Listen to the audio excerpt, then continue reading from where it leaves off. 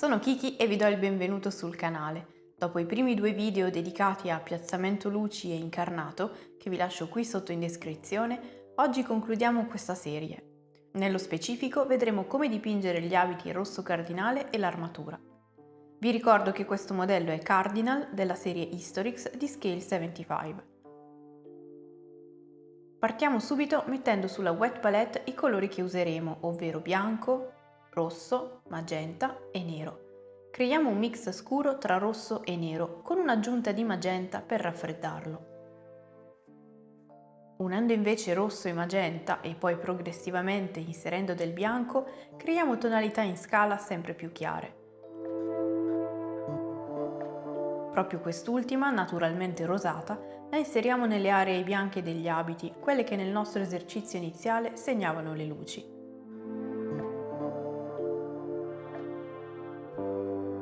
Il mix più scuro creato prima lo usiamo invece per le ombre massime, ovvero quelle molto scure, nascoste o rivolte verso il basso.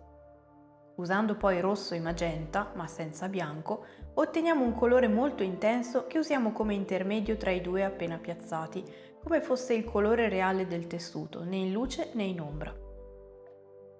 Utilizzandolo poi a velatura, anche lievemente scurito, creiamo una transizione veloce che ravviva parzialmente anche le ombre e che possiamo usare per le prime luci nella sezione scura del modello.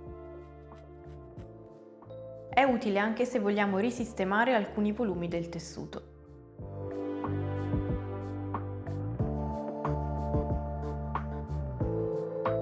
Al contrario, con il colore nero scuriamo bene alcuni recessi profondi e le sezioni molto nascoste, così da creare un forte contrasto tra luci e ombre.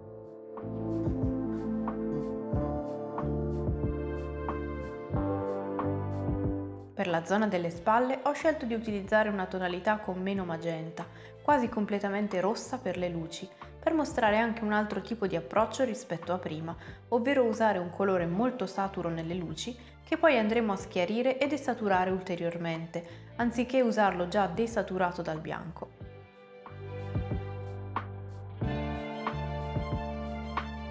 Come prima coloriamo anche le ombre con il mix più scuro e infine quelle più profonde con il nero.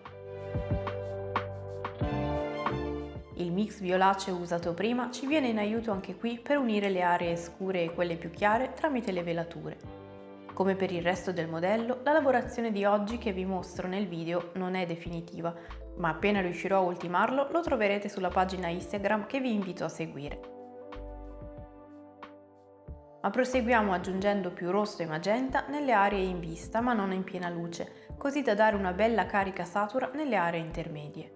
Così facendo le ombre saranno scure e desaturate, mentre le luci le schiariamo e le desaturiamo come prima utilizzando rosso, magenta e bianco.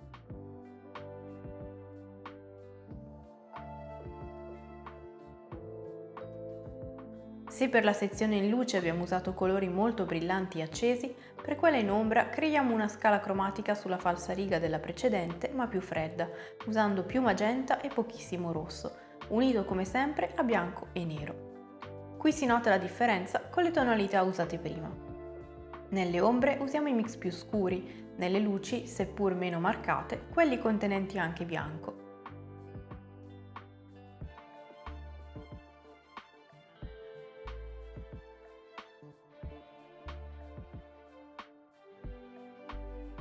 Utilizzando gli stessi colori che abbiamo usato sugli indumenti, abbozziamo i riflessi colorati sull'armatura, senza paura, considerando le braccia davanti al petto e la vicinanza agli indumenti, inserendo zone di quei colori nell'armatura. Questa lavorazione oggi la vediamo davvero velocemente, perché richiederebbe un video a sé che farò prossimamente.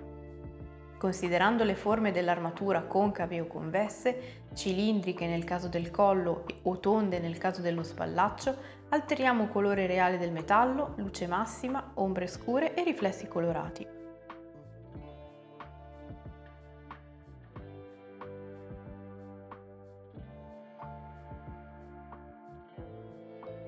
Come vedete, qui sulla wet palette sto creando diverse tonalità in versione più chiara e più scura, dei colori usati sul modello ma ingrigiti.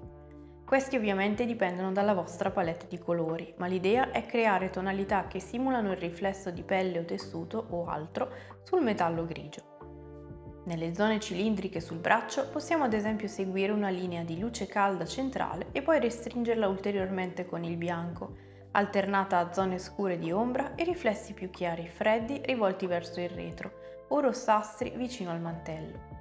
Possiamo bozzare tutto a sketch, magari con piccolissimi trattini, che poi si possono sfumare con glaze dei medesimi colori. Oppure lavorare tutto il metallo come se non ci fossero, e poi inserirli nelle ombre solo come glaze colorati senza ingrigirli.